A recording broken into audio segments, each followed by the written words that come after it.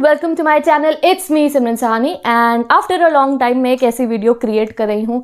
ये वीडियो जो है this will be or you can say that एक टर्म ऑन प्रिपरेशन ब्लॉग भी कह सकते हो आप इसको। मेरे पर्सनल एक्सपीरियंसेस से जो बातें मैं आपको सिखाऊंगी वो भी कह सकते हो।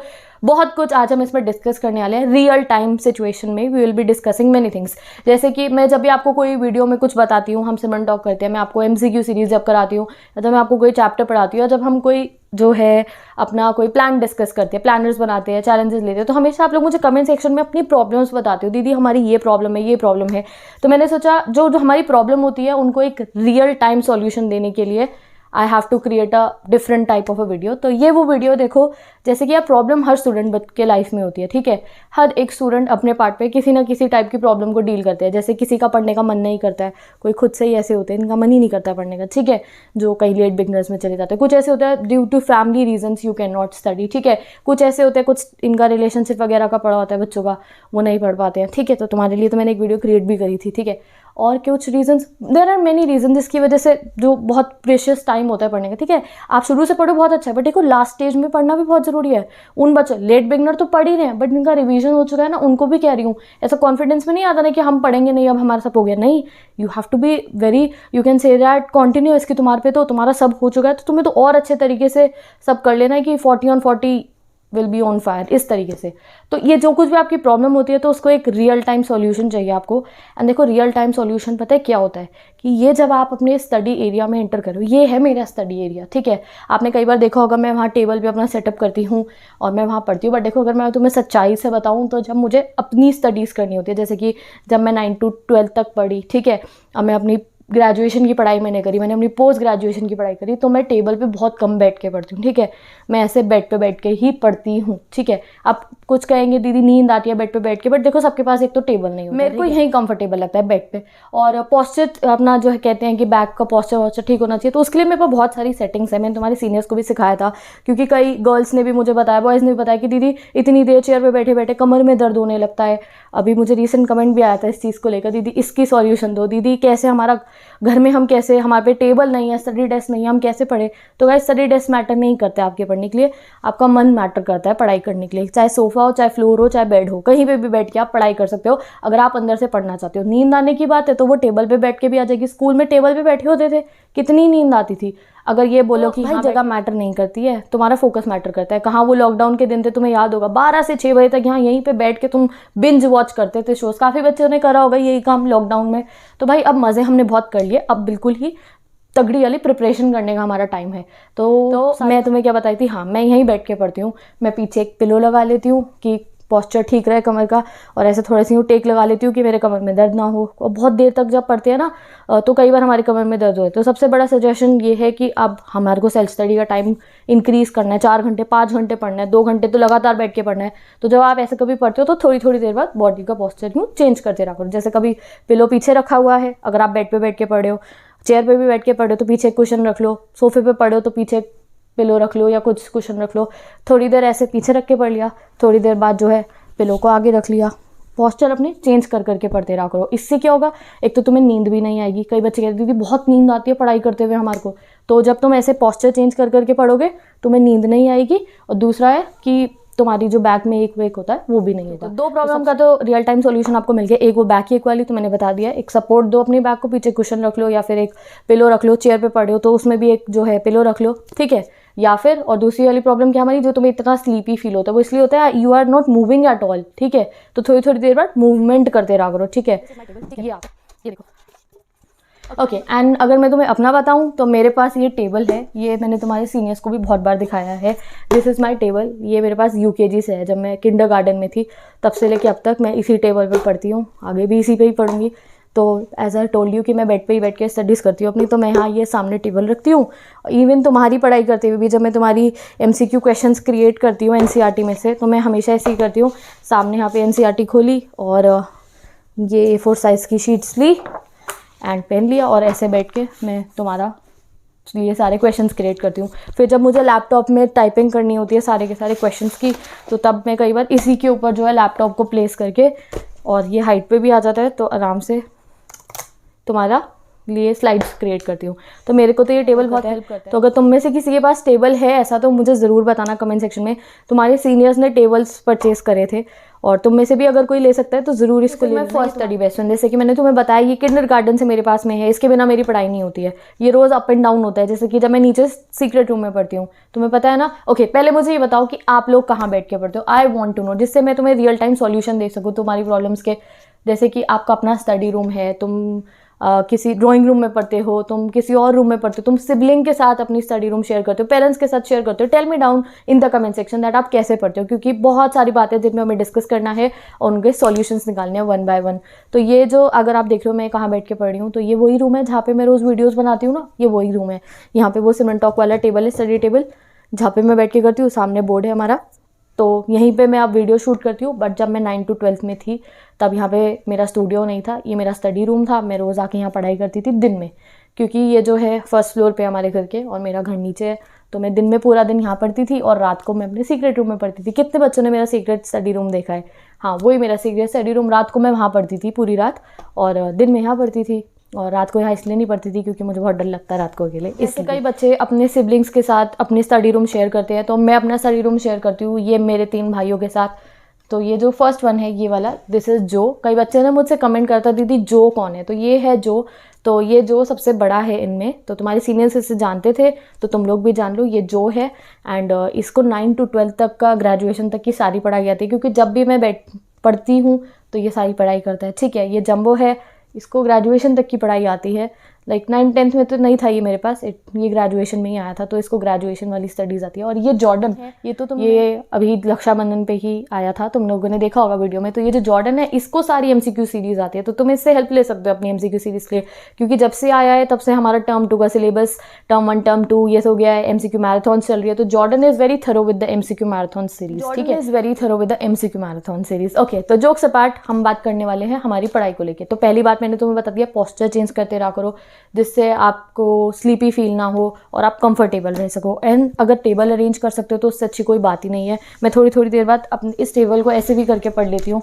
पोस्चर जब तक आप चेंज करते रहोगे आपको स्लीपी फील नहीं होने वाला है। ठीक है, तो जब आप पढ़ने बैठ रहे हो, मोस्ट कंफर्टेबल होकर आपको पढ़ने बैठना है। ठीक है, नेक्स्ट थिंग इज गाइस, जब आप पढ़ने बैठते हो तो जिस सब्जेक्ट को आप पढ़ रहे हो उसी सब्जेक्ट की नोटबुक्स अपने आमने सामने रखा करो। ठीक है, ये चीज़ कई बार बहुत ज़्यादा डिस्ट्रैक्शन क्रिएट करती है कि आप SST पढ़ो, सामने मैथ्स की भी बुक रखी हुई है, तो जब मैथ्स को देखते हैं तो डर आ जाता है, यार इसका सिलेबस भी करना है। तो इस चीज़ को अवॉइड करने के लिए जब आप पढ़ने बैठते हो तो अपने से लिमिटेड जो स्टफ़ है, NCERT हो गई, उस सब्जेक्ट का रजिस्टर हो गया, वो लेकर आया करो। और अब टर्म 1 की प्रिपरेशन के लिए सबसे ज़रूरी चीज़ जो सामने रखनी है वो क्या है? Date sheet. इसको नहीं भूलना है बिल्कुल भी। एक डेट शीट आपको दीवार के लिए बनानी है, बट एक डेट शीट आपके सामने भी होनी चाहिए।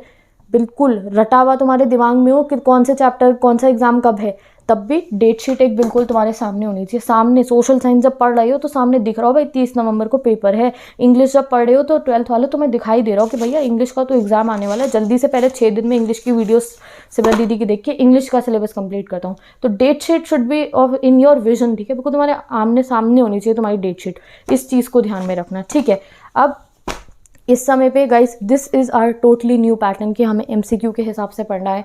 तो बहुत सारे क्वेश्चंस आते हैं हमारे माइंड में कि हम MCQ के लिए कैसे पढ़ें।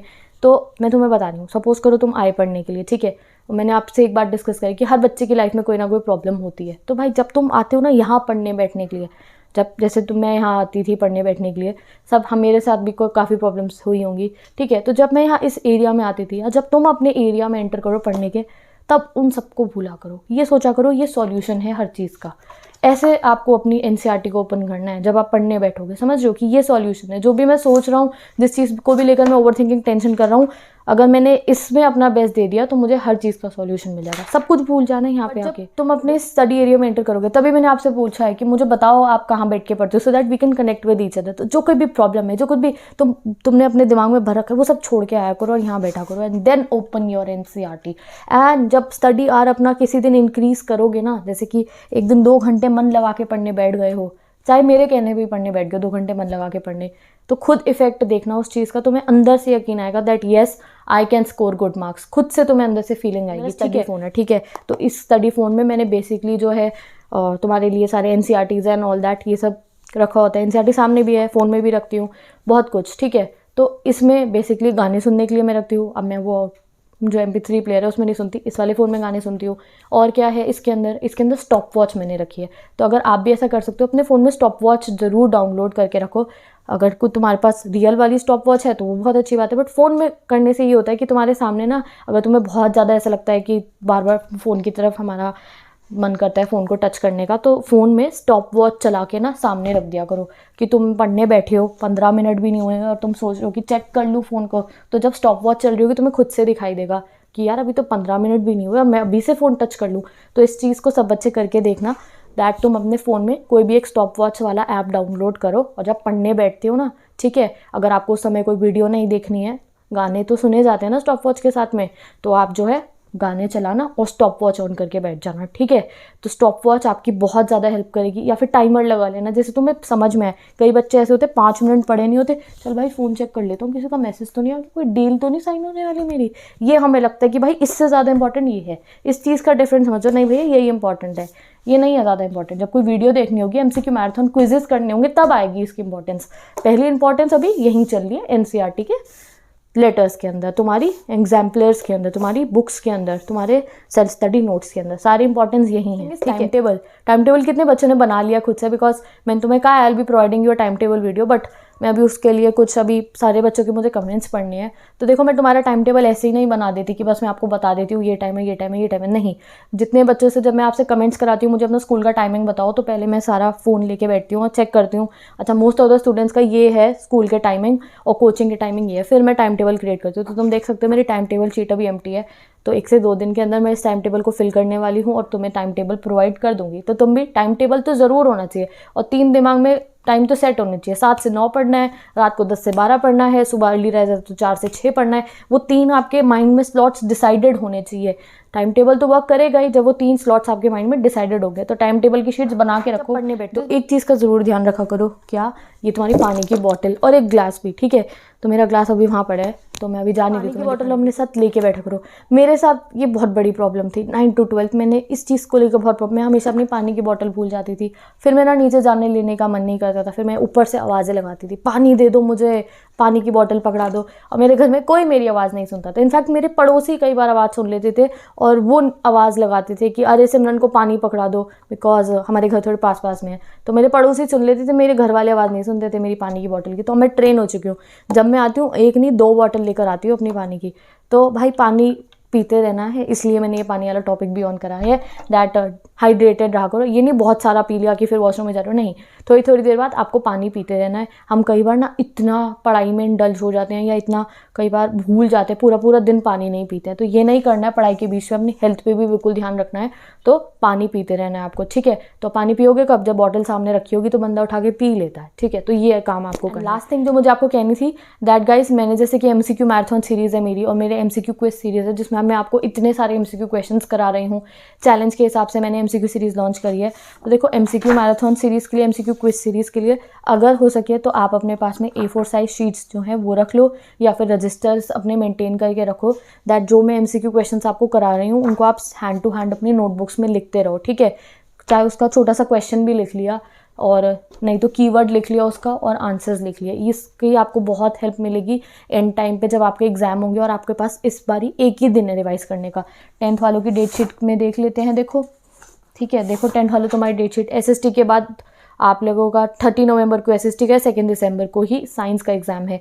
तो तुम लोगों को उस समय पे आई वांट कि तुम्हारे पास एक रेडी मटेरियल हो कि तुम्हारा SST का एग्जाम है, तो तुम्हारे पास ऐसी A4 साइज शीट्स हो या एक रजिस्टर हो जहाँ पे तुम्हारे शॉर्ट टाइप के नोट्स बने हो, राइज ऑफ नेशनलिज्म के, रिसोर्सेज एंड डेवलपमेंट के।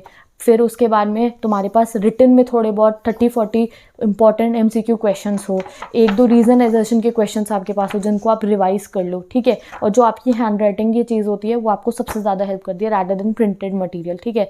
तो और कॉन्सेंट्रेशन मेंटेन करने के लिए जब आप अपनी NCERT भी रीड करो ना, तो अगर आज आपका क्या टास्क है, कई बच्चों का, आप लोगों को कल क्या पढ़ना है, इंग्लिश वाले बच्चों को डीप वाटर पढ़ना है, SST वाले बच्चों को पावर शेयरिंग पढ़ना है। तो जब पढ़ने बैठोगे NCERT रीड करोगे तो A4 साइज़ की शीट पे या फिर अपनी रजिस्टर के अंदर थोड़ा बहुत लिखते रहना है साथ साथ में, ठीक है।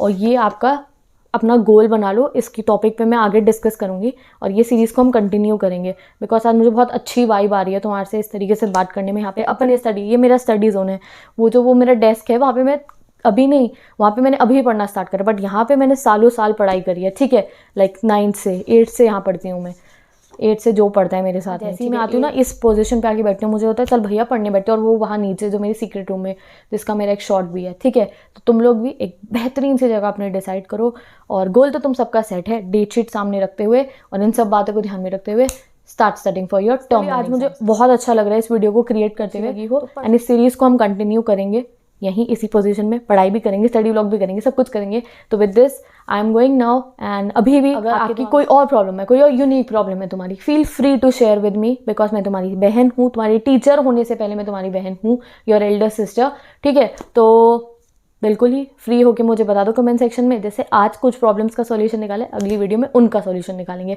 तो bye bye, take care, best of luck, now I am going.